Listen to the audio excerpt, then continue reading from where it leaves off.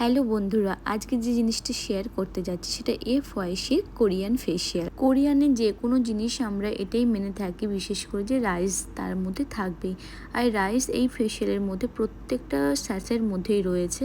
Rice আমাদের কোলাজেনকে boost করে, এটা আমরা মেনে থাকি যে কোরিয়ান স্কিন গ্লাস সবাই প্রত্যেকেই চায়। তো এই ফেসিয়ালটা তোমরা একবার করে দেখতে পারো, খুবই ভালো। আমি ফেসিয়ালটা স্টার্ট করেই দিয়েছিলাম। ফার্স্ট আমি ফোমিং ক্লিনজার, যে রাইস ফোমিং ক্লিনজার ছিল সেটা ভালো করে ক্লিন করে নিয়েছিলাম ফেসটাকে। ফোমিং ক্লিনজার ভালো করে ফোম করে তোমরা ক্লিনিং করবে। তারপর এর মধ্যে একটা রয়েছে ডিটানের স্যাসে।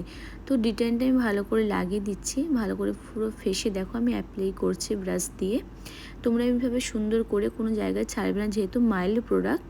তো তোমরা পুরো ফেসেই, এমনকি আইও ইউজ করতে পারো। এবং 15 মিনিটস রেখে আমি ওয়াটার টাচ দিয়ে তারপর আমি জেন্টাল একটা মাসাজের দ্বারাই পুরোটা ক্রিমটাকে মাইল্ড করে আমি ক্লিনটাকে ফ্রেশ করে নিয়েছিলাম। তোমরা চাইলে কিন্তু ব্রাশের জায়গায় ফিঙ্গারও ইউজ করতে পারো।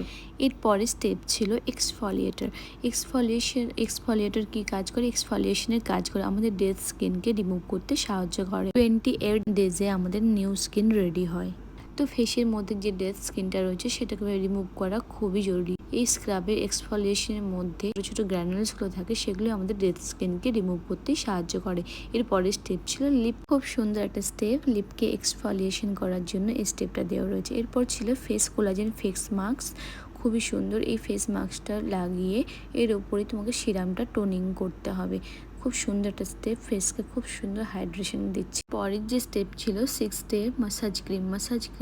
মাসাজটা কিন্তু ঠিকঠাক করাটা আমাদের খুবই জরুরি, কারণ এই মাসাজের মধ্যে আমাদের নানান রকম রিঙ্কেলস বলো, স্কিন টাইটের বলো, এই সব ফাংশনগুলো হয়ে থাকে। তো মাসাজটা আমরা প্রপারভাবে আপলিফটিংভাবে আমরা করতে থাকবো। এবার মাসাজটা করার সাথে সাথে দেখবে তোমরা এই মাসাজ ক্রিমের সাথে একটা সিবাম জেনারেট হয়, যেটার জন্য আমাদের ফেসের ভেতর থেকে একটা গ্লো বেরিয়ে আসে, খুবই সুন্দর একটা রেজাল্ট পাওয়া যায়। তোমরা ট্রাই করে দেখতে পারো। এরপরে যে স্টেপটি ছিল সেটা 7A 7B।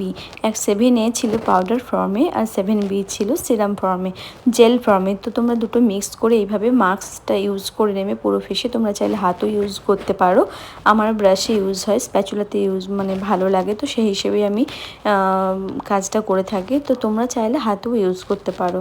এরপর লাগানোর পর মাস্কটা শুকিয়ে যাওয়ার পর ওটাকে উঠিয়ে দিয়েছিলাম আমি। তারপর একটা সিরাম ছিল 8 স্টেপের, যে জেল টাইপস ছিল। তো সেই কারণে আমি একটা আলট্রাসনিক মেশিন দিয়ে ওটা পেনিট্রেট করিয়ে দিয়েছিলাম।